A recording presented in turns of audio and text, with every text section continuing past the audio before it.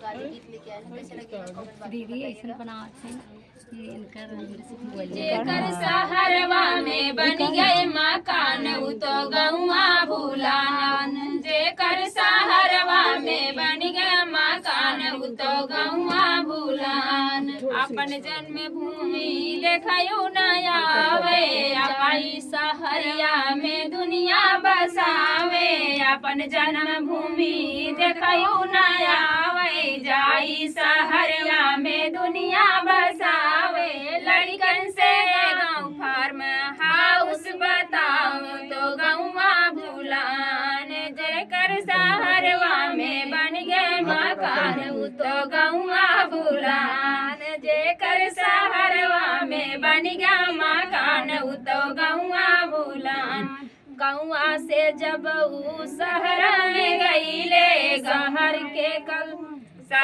के कल्चर अपन अपनौले, गौआ के भाषा उ बोले ला जाए उ तो गौआ भूलाए। गौआ के भाषा उ तो बोले ला जाए उ तो गौआ भूलाए, जेकर सहरवा में बन गया मकान उ तो गौआ भूलान, उ तो गौआ भूलान।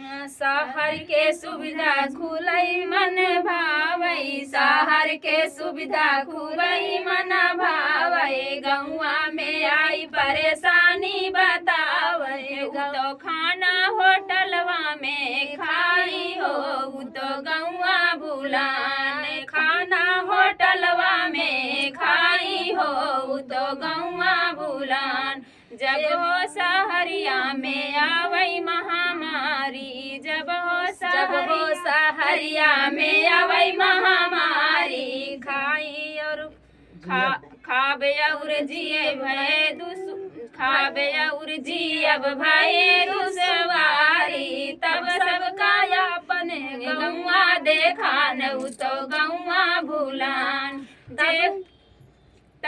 तब सबका अपन गौआ देखान।